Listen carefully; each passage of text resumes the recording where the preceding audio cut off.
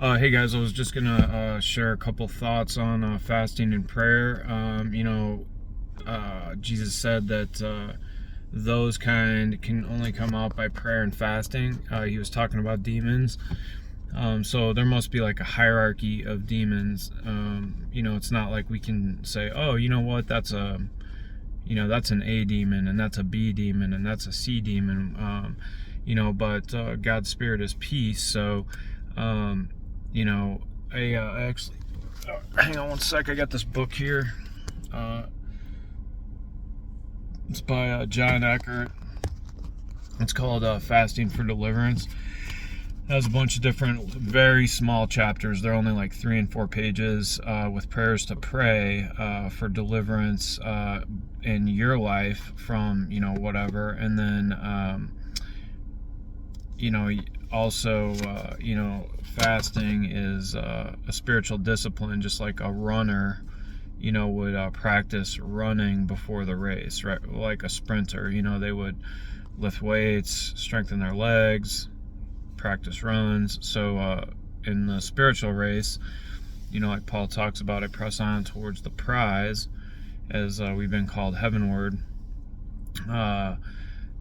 Fasting is a spiritual discipline. Jesus said, when you pray, when you give, and when you fast. It doesn't say if you pray, if you give, and if you fast. It says when. And also, I think in John 15, it talks about, I'd have to look it up, but I think it talks about, my disciples fast. And the church as a whole in America, I've been a Christian since I was 23. I'm 48.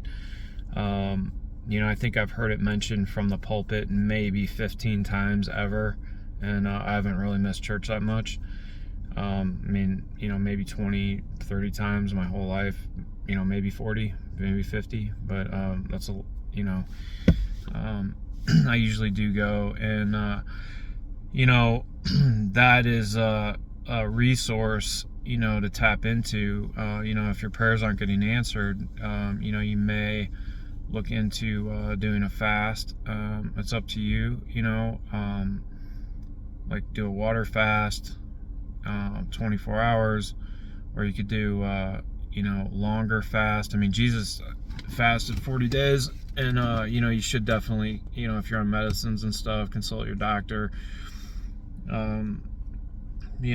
before you do it. There's another good book called it's called Atomic Power with Fasting and Prayer, and it's by Franklin Hall.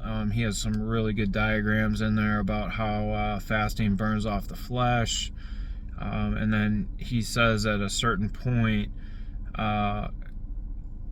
into your fast that you're like, he has another book called The Fasting Prayer, but I think I've made it almost 3 days before, and he says after 3 days hunger leaves you, and I'd say it's like if you can get over like the first couple hunger strikes, like when your stomach's like, rah, I need some food, and drink a lot of water. You might get a little lightheaded, especially if you drink caffeine.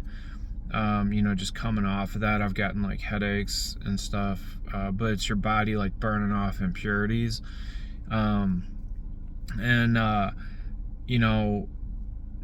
one book even says like your strength returns, multiple days, like beyond 3. I mean, it's not a study, but this guy shares about, what happened to his body, physically, over a really long fast, and also, how prayers were answered, through that longer fast. And, another thing too is like you could work up to a longer fast, do like 1 day, 2 days, and then 3 days, and then, however you see the Spirit lead. And one other note in there is, coming off of a longer fast, they say to be careful, like once you do eat, just like maybe have a smoothie, or, a small bowl of like broth, just to kind of like wake up your digestive system. And again, this is for like longer fast, like 48 hours and beyond that. because your body gets used to not having food. And it also like cleans out the body. There's a guy named Dr. Berg, I believe, on YouTube. He has some really good videos on what happens, like not just he's more of a scientist than for spiritual, but he talks about what happens to the body, physically. It like cleans your body. Your body runs on ketones versus sugars. And mental clarity is another thing I've noticed. Is once you get past a certain point, your mind's much more at peace, because your mind's not thinking about food. Think of how much you think about food every day. It's like a war between your brain and your stomach. So these are some things or some thoughts on fasting. And Scripture says too to not boast about it. It's kind of tough too, because a lot of social things revolve around food. So go out to a party, you could just have water, or you go to a work function, just have water. No, you're not eating.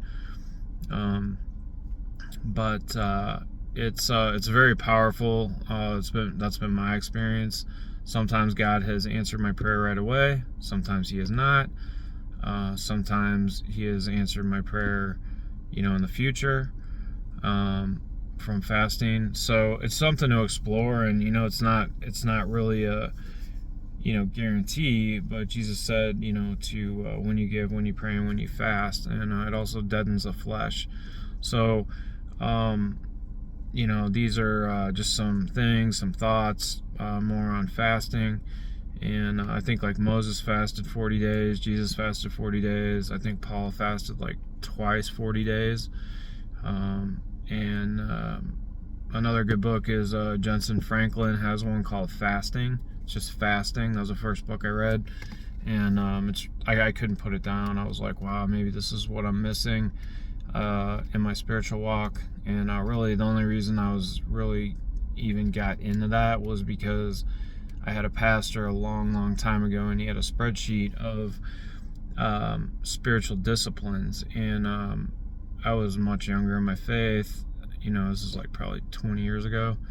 And on that list was, one of them was fasting. And I just remembered that. And I was like, because again, Paul talks about being a runner. He presses on towards the prize, that he's running a race. And, at times in the race, or even if you're a runner and you get on the treadmill, maybe the first 5 minutes are brutal. You're just like, oh, I got to keep going. Or, maybe 15 minutes into the run, you're like, oh, I'm exhausted, or maybe it's towards the end, or, you just get really tired. And it's just like in the spiritual walk, we can get beaten down, and, we can get tired and worn out and weary.